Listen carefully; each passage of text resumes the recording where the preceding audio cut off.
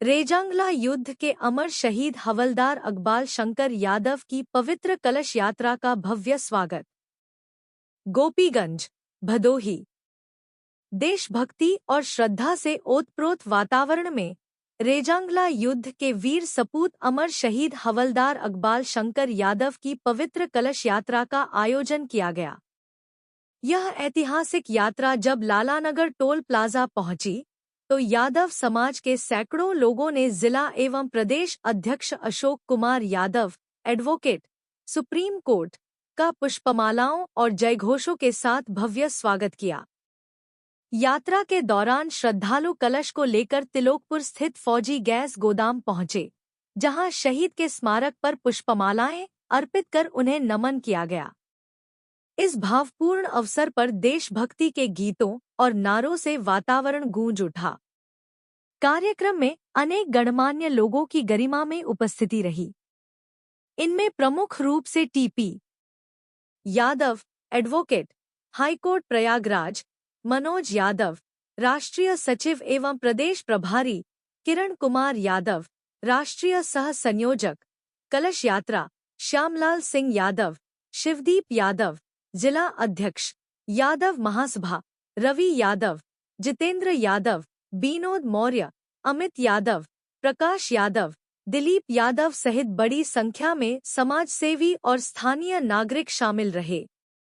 कलश यात्रा का अगला चरण अयोध्या में आयोजित किया गया है, जहां शहीद हवलदार अकबाल शंकर यादव की स्मृति में विशेष श्रद्धांजलि सभा का आयोजन किया जाएगा।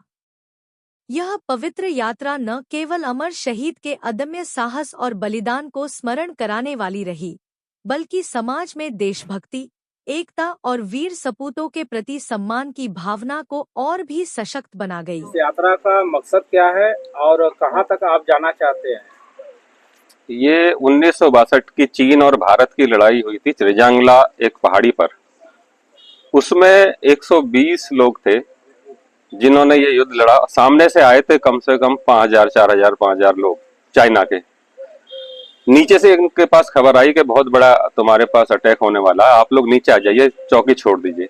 उसमें ये ज्यादातर अहीर थे, यादव थे। उसमें उत्तर प्रदेश के भी 24 लोग थे, बाकी हरियाणा, पंजाब, राजस्थान सभी जगह के लोग थे। इन्होंने अपने मेजर से पूछा, मेजर शैतान सिंह से, कि भाई क्या करना चाहिए। मेजर शैतान सिंह ने कहा कि आप लोग निर्णय लो, हमें क्या करना है। यहाँ निश्चित रूप से मौत आनी है, क्योंकि 30 से 40 डिग्री टेम्परेचर था वहाँ, बर्फ पड़ रही थी। 18 नवंबर का दिन था, ठंड का दिन होता है उस टाइम। तो इन सब ने कहा कि हम अहीर हैं, पीछे नहीं हट सकते और भगवान कृष्ण के वंशज हैं हम लड़ेंगे। लड़ने में मरना निश्चित है, कोई बात नहीं, हम देश के मरने के लिए तो इस फौज में भर्ती हुए थे। महायुद्ध हुआ, इन्होंने 1348 चीनी को मारा और 120 में से 114 वहीं के वहीं शहीद हो गए थे। उनके वहां से हमारी अखिल भारतवर्षीय यादव महासभा मिट्टी लेकर आई है। उस मिट्टी को पूरे देश में घुमा रहे हैं ताकि लोग उस लड़ाई को जाने, वो कैसी लड़ाई हुई थी, क्योंकि लोगों को पता नहीं है वहां कितने बहादुरी से लड़े थे। मेजर शैतान सिंह जी भी उसी लड़ाई में शरीर त्याग दिया था।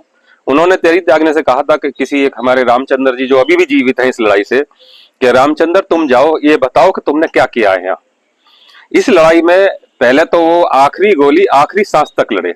जब गोली खत्म होगी तो कुछ लोगों ने वहां उठकर अपनी राइफल होती है, राइफल में एक वो होती है संगीन होती है, बट से संगीन से मारना शुरू किया।